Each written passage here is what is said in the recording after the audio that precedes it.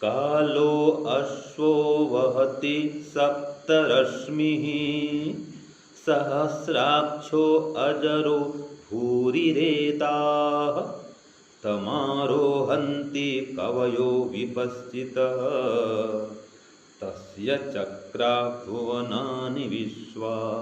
लिखना है, लिखिए। ओम कालो अश्वो वहति सप्तरश्मिः, बोलिए। ओम कालो अश्वो वहति सप्तरश्मिः सहस्राक्षो अजरो भूरिरेताः सहस्राक्षो अजरो भूरिरेताः तमारोहन्ति कवयो विपश्चितः तमारोहन्ति कवयो विपश्चितः तस्य चक्रा भुवनानि विश्वा तस्य चक्रा भुवनानि विश्वा।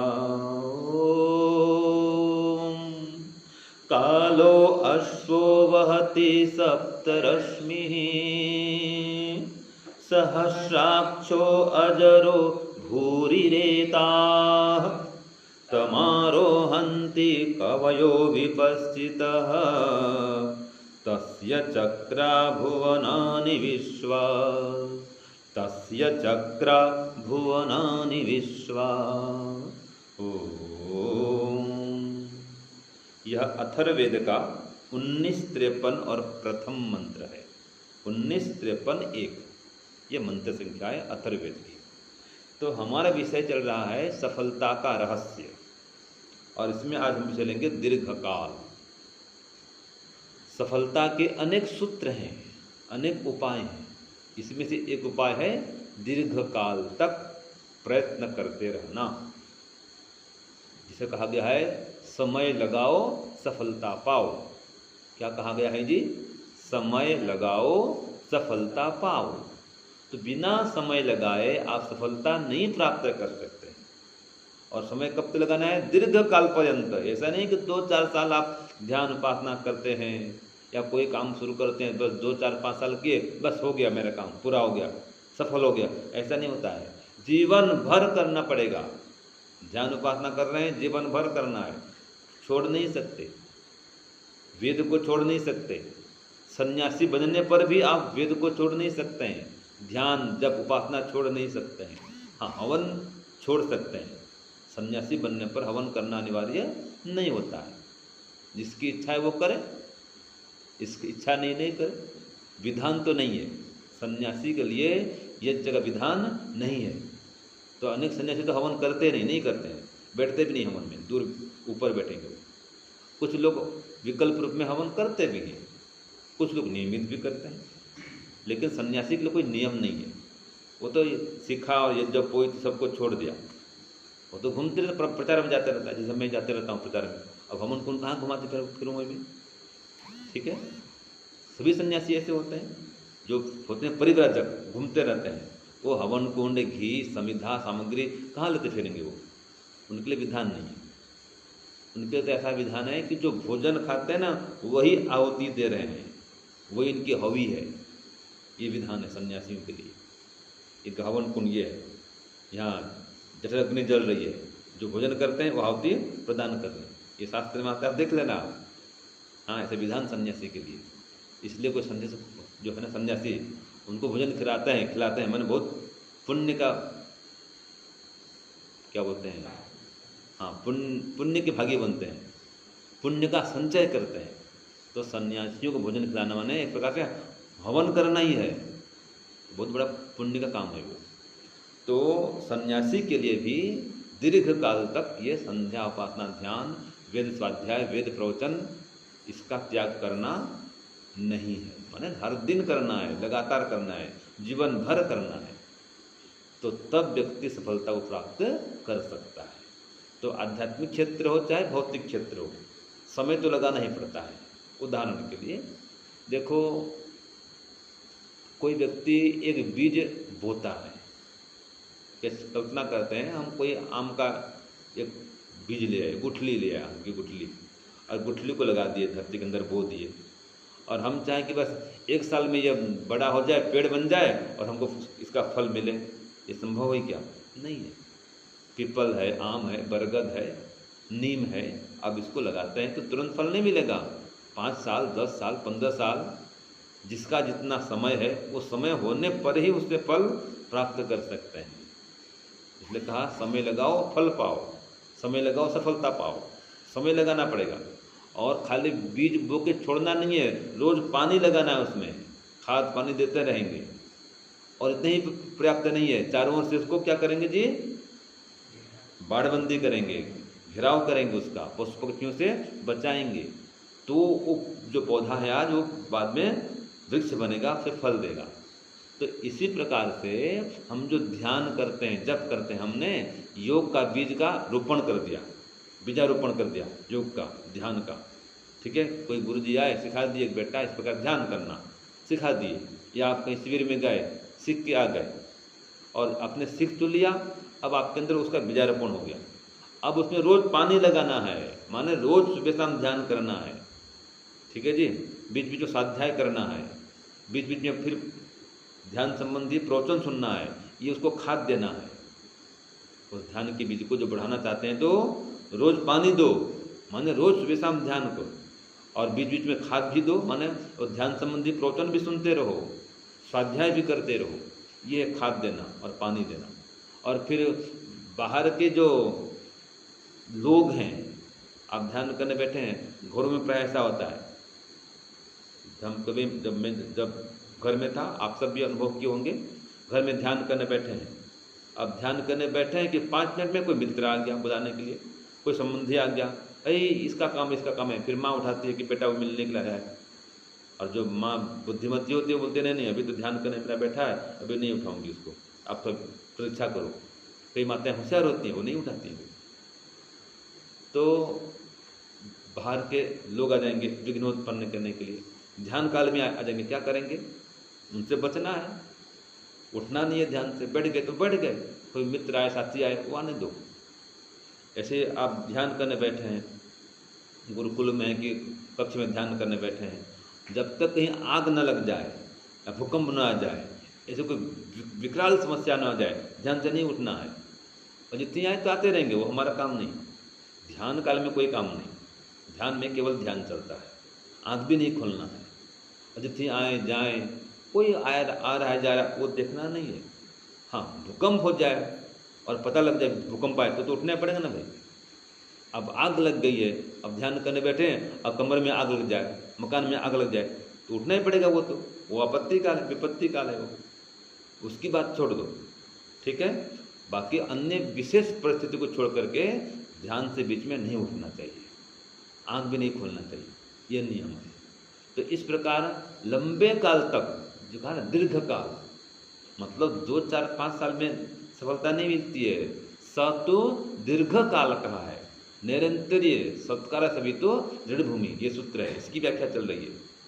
निरंतर करेंगे, दीर्घ काल तक करेंगे, सत्कार पूर्वक करेंगे, जो पहले कहा था, श्रद्धा पूर्वक करेंगे, फिर ब्रह्मचर्य पूर्वक करेंगे, विद्या पूर्वक करेंगे, ये सब आने वाला है, तब सफलता मिलती है। तो सफलता प्राप्त करने के लिए विद्या भी चाहिए, निरंतर पुरुषार्थ चाहिए, श्रद्धा भी चाहिए, और लंबे समय तक का अभ्यास चाहिए। ये 2, 4, 5 साल, 10 साल, 20 साल पर्याप्त नहीं है, जीवन भर करना पड़ेगा तो सफलता मिलती है। जैसे कि बीज को आप बो देंगे, एकदम फल देंगे नहीं मिलता है, समय तक प्रतीक्षा करो, उसके समय होने तक तो फल मिलता है। ये आपने कहानी सुनी होगी, कोई बंदर था, बंदर, ठीक है जी, और बंदर को कोई क्या मिल गया, जो धरती में बो जाता है, वो बंदर को बीज, कोई फल का बीज मिल गया, मूंगफली मिल गया, या कोई भी बीज मिल गया मान लीजिए, अब वो बो देता है उसको। ठीक है, अभी बो दिया है और 3 घंटे में देता है, अरे हुआ कि नहीं हुआ, हुआ कि नहीं हुआ, अंकुर फूटा कि नहीं फूटा, 3 घंटे में 4 घंटे में उसको उखाड़ कर देखते रहेगा, तो क्या होगा ऐसे में? नहीं है। भाई इसमें बीज बीज बोते बोते उखाड़ना नहीं है, उसको देखना नहीं है, अब पानी दो, खाद दो, पानी दो, समय आने पर फल जरूर देगा। तो धीरज चाहिए, धैर्य चाहिए। तो दीर्घ काल पर्यंत आपको निरंतर प्रयत्न करना पड़ेगा, पुरुषार्थ करना पड़ेगा, श्रद्धा सहित, धैर्य सहित, ब्रह्मचर्य पूर्वक, तपस्या पूर्वक। जब तक आप नहीं करेंगे किसी भी काम को या योगाभ्यास को, तब तक सफलता नहीं पाएंगे। अब आध्यात्मिक क्षेत्र में तो योगाभ्यास करेंगे, लेकिन योगाभ्यास दीर्घकाल पर्यंत चलेगा, हर दिन चलेगा।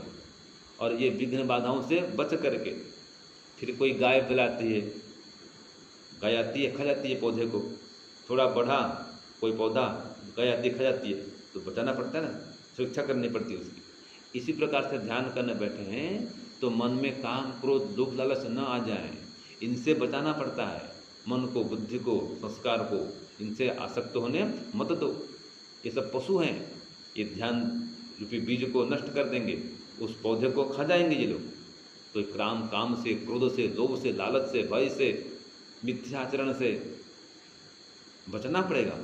वो योग रूपी अंकुर को, पौधे को बचाना पड़ेगा, तो सफलता मिलेगी। और लंबे काल तक बचाए रखना पड़ेगा। तो आज का मंत्र आता है, देखो, कालो अश्वो वहति, अर्थात काल रूपी घोड़ा जो है वो दौड़ रहा है। कालो अश्वो वहति, समय रूपी घोड़ा दौड़ रहा है, चल रहा है, या संसार रथ को ये खींच रहा है। कैसे? सप्तरश्मि, 7 रस्सियों से। हम बोलते हैं ना, सूर्य की 7 किरणें हैं, ये है। तो सूर्य की 7 किरणों से ये समय रूपी घोड़ा दौड़ रहा है। और सहस्राक्ष, हजारों धुरों वाला है, हजारों धुरों को चलाने वाला है ये। तो कहा सहस्राक्ष, अक्ष माने धुरी, तो इसमें हजारों धुरी लगे हुए हैं, ऐसा एक रथ है। ठीक है जी। और ये अजरह, कभी जीर्ण होने वाला नहीं है, बूढ़ा होने वाला नहीं है, ऐसा ये रथ है। इसमें से घोड़े लगे हुए हैं। और भूरी रेता, ये बहुत बलशाली घोड़े हैं। भूरी रेता माने बलवान घोड़े, अश्व माने ये घोड़े, उसमें जुटे हुए हैं।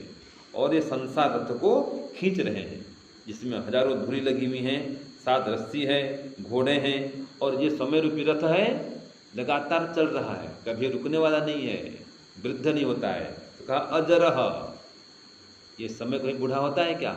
नहीं होता, ये तो अनंत काल तक चलने वाला है।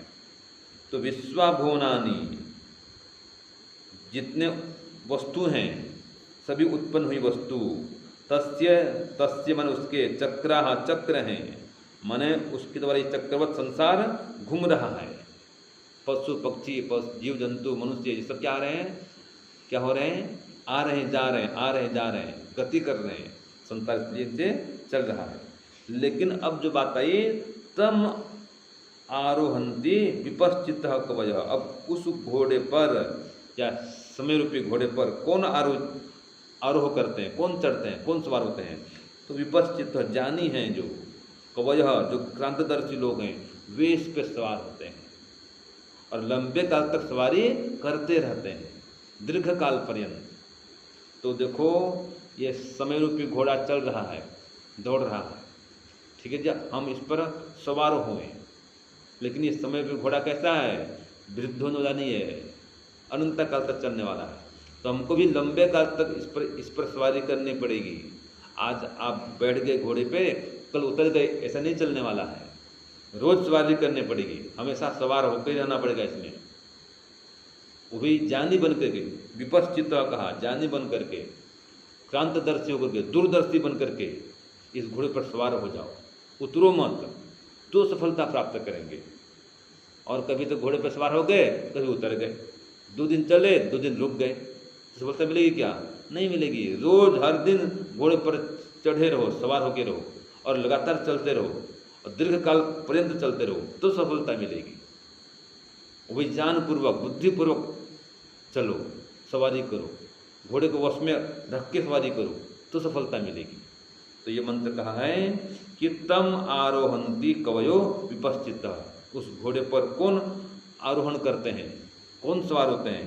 विपश्चित लोग माने जानी लोग, कवयः क्रांतिदर्शी लोग, दूरदर्शी लोग उस पर सवार होते हैं और सफलता को प्राप्त करते हैं।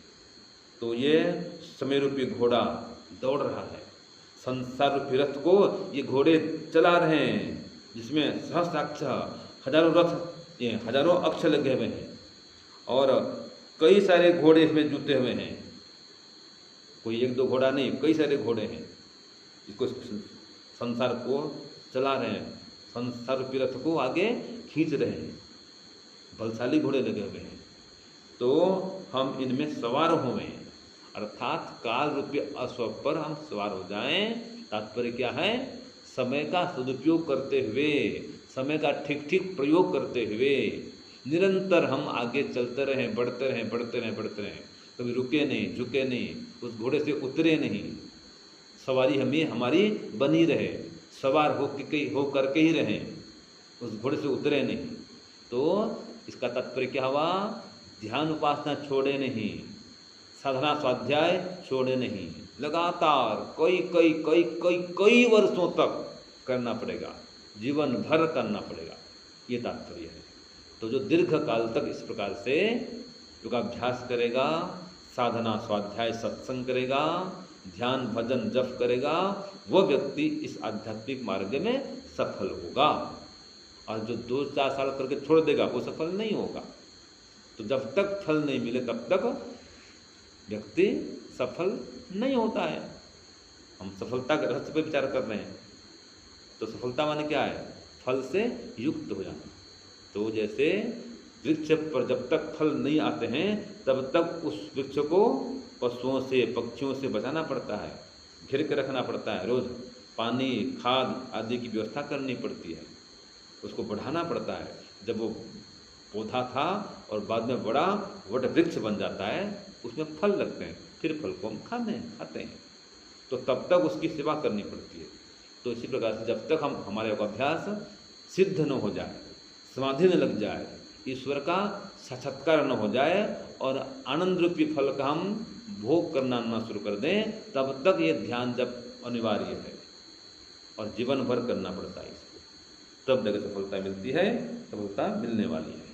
ये मंत्र का सार है कि हम समय रूपी घोड़े पर आरोहण करें, चढ़ जाएं, इस पर सवार हो जाएं और हर दिन सवारी करते रहें, हर दिन ज्ञानपूर्वक, बुद्धिपूर्वक, दूरदर्शितापूर्वक आगे देखते हुए, विघ्न बाधाओं से बचते हुए, दुर्घटना से बचते हुए, माने लड़ाई झगड़ा न करते हुए, काम क्रोध से ग्रस्त न होते हुए लगातार इस आध्यात्म पथ में चलते रहें, बढ़ते रहें, तो सफलता जरूर मिलेगी। तो लंबे काल तक लेकिन चलना पड़ेगा, अश्वारोही बनना पड़ेगा लंबे काल तक, दीर्घ काल पर्यंत, तब सफलता मिलेगी। तो ये मंत्र भी कहता है कि समय रूपी घोड़ा दौड़ रहा है, संसार रूपी रथ को ये घोड़ा खींच रहा है। अब हम इसमें बैठ जाएं, इस घोड़े पर सवार हो जाएं और बुद्धिपूर्वक, ज्ञानपूर्वक इस घोड़े को आगे दौड़ाएं। ठीक है जी, लगाम पकड़ करके, अपने वश में करके इस घोड़े को अपने नियंत्रण में रखते हुए इसको आगे बढ़ाएं, खुद आगे बढ़ते जाएं और बढ़ते बढ़ते बढ़ते जब तक मंजिल न मिले तब तक हम चलते रहें। तो दीर्घ काल पर्यंत चलना पड़ेगा, अर्थात लंबे काल तक ये ध्यान, उपासना, जप, स्वाध्याय, चिंतन, मनन, प्रणिधान, सब कुछ जो भी हमारे आध्यात्मिक कार्य हैं लगातार करना पड़ेगा, लंबे काल तक करना पड़ेगा, श्रद्धापूर्वक करना पड़ेगा, ब्रह्मचर्य पूर्वक करना पड़ेगा, विद्या पूर्वक करना पड़ेगा, तपस्या पूर्वक करना पड़ेगा, तो सफलता मिलेगी। और हर दिन करना पड़ेगा, बीच में गैप नहीं करेंगे। तो इस प्रकार से हम सफलता को प्राप्त कर सकते हैं। ओम शांति ओम शम। सबको सादर नमस्ते।